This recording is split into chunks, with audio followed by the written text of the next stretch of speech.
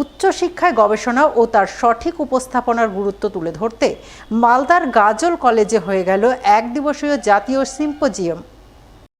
Internal quality assurance সেলের সহযোগিতায় এদিন জাতীয় সিম্পোজিয়াম আয়োজন করে গাজল কলেজের রিসার্চ অ্যান্ড ইনোভেশন কমিটি।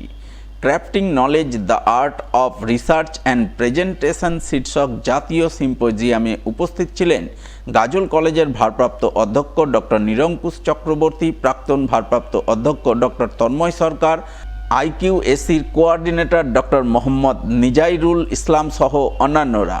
এদিনের জাতীয় সিম্পোজিয়ামে গবেষণা পদ্ধতি এবং উপস্থাপনা কৌশল সম্পর্কে শিক্ষার্থীদের অবগত করা হয় বলে জানা গেছে। তো আজকে আমরা এই অনুষ্ঠানটা আয়োজন করেছি বিশেষ করে আমাদের যেহেতু এনইপি 2020 ক্ষেত্রে ছাত্রদের রিসার্চের একটা বিষয় রয়েছে, তাদেরকে অবহিত করার জন্য, তাদের মাথায় এটুকু ঢুকিয়ে দেওয়ার জন্য যে রিসার্চ আমাদেরকে এই কলেজ লেভেল থেকে শুরু করতে হবে, কাজটা আমাদের এখান থেকে করতে হবে।